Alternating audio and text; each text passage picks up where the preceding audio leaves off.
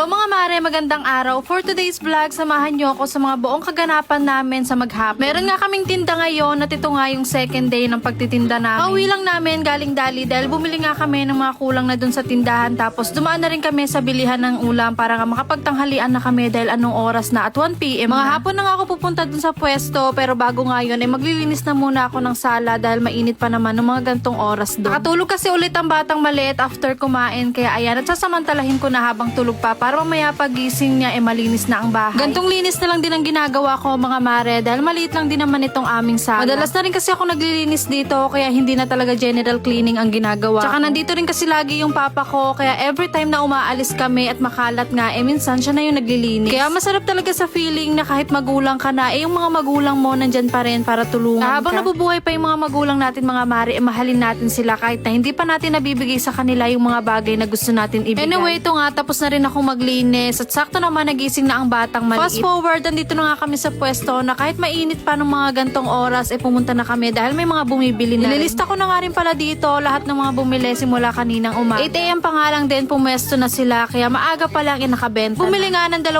pirasong tender juicy at buy one take one ko nga to binibenta dati mga mare, ngayon nga irregular na lang at pwede nang bumili ng isa. 45 pesos nga ang benta ko dyan mga mare dahil yung iba nga ay gusto isa lang ang bilhin. Natakbo ko nga rin pala agad yung asawa ko sa grocery para nga bumili ng ketchup at ng hotdog buns. Naubusan na rin kasi kami ng stock ng buns mga mare at late na rin talaga nasabi ng kapatid ko na wala na nga rin kaming buns. Yan nga yung overload namin mga mare na 45 pesos lang. Mga oras ka na to mga mare talagang paspasan na kasi may mga nakaabang pa talagang order. Umorder nga rin pala yung ante at tito ko kaya ayan at pinadeliver ko na agad sa aking sister-in-law. Mababa na nga rin pala yung init kaya naglalabasan na rin yung mga tao dito sa amin at ayan may mga umorder na rin ng tatlo na nga kami nag-aasikaso dito mga mare, yung sister-in-law ko, itong bunsong kapatid, tapos ako. Kahit nga tatlo na kami dito mga mare, talagang natataranta pa rin kami kasi sa dami ng customer. May napasigaw na nga rin dito ng Blockbuster kasi paano ba naman mga mare, ito pa lang yung second day namin pero grabe na ang customer. Kaya tama lang din talaga yung desisyon ko na nagpwesto na ako mga mare kasi mas hassle para sa akin na dun nga ako sa bahay nagtitinda at pa-online